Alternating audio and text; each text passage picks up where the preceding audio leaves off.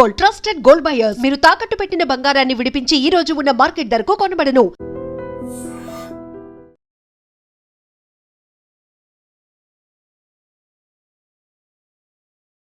Welcome to 18 news. This is Pavan. Rangareddy జిల్లా Adibatla ORR మీద అయితే ఘోర రోడ్డు ప్రమాదం జరిగింది. ఆగి ఉన్న లారీని ఒక కారు ఢీకొట్టడంతో ముగ్గురు అక్కడికక్కడే స్పాట్ లో మరణించడం జరిగింది.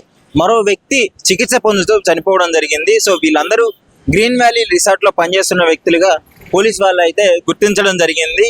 అసలు దీనికి కారణం ఏంటి అని పరిశీలిస్తే ఆగి ఉన్న లారీని అతి వేగంగా అంటే ఓవర్ స్పీడ్ లో రావడం వల్లనే ఈ ఇన్సిడెంట్ జరిగింది అనేసి చెప్తున్నారు. అంటే కారు ఎంతలా డ్యామేజ్ అయింది అంటే యాక్సిడెంట్ అయిన తర్వాత ఆ బాడీని బయటికి తీయడం కూడా చాలా కష్టతరం అయిపోయింది. మొత్తం కారు మొత్తం నుచ్చు అయిపోయింది. మీరు చూస్తున్నారు కదా విజువల్ లో, ఆ కారు కనీసం అసలు సగానికి మొత్తం కొట్టుకొని పోయింది. ఆ స్పీడ్ అంటే ఎంత స్పీడ్ లో వస్తున్నారో మీరు అర్థం చేసుకోవచ్చు. పోలీసు వాళ్ళు ఎంత కష్టపడుతున్నారో చూడండి ఆ బాడీని బయటికి తీయడానికి. అంటే ఇంత ప్రమాదం, ఇంత ఓవర్ స్పీడ్ అవసరమా?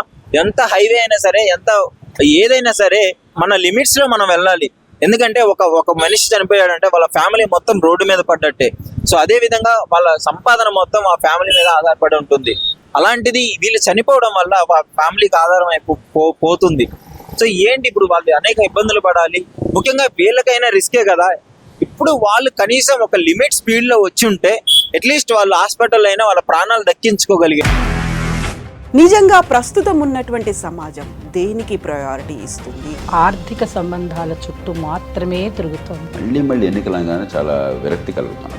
మంచి అనిపిస్తుంది కదా, లేడీస్ కూడా ఛాలెంజింగ్ జాబ్స్ చేసినప్పుడు చాలా బాగుంటది. ఫుడ్ డెలివరీ ఇవ్వటానికి వెళ్ళినటువంటి డెలివరీ బాయ్ అనిల్ పై కళ్ళ ముందు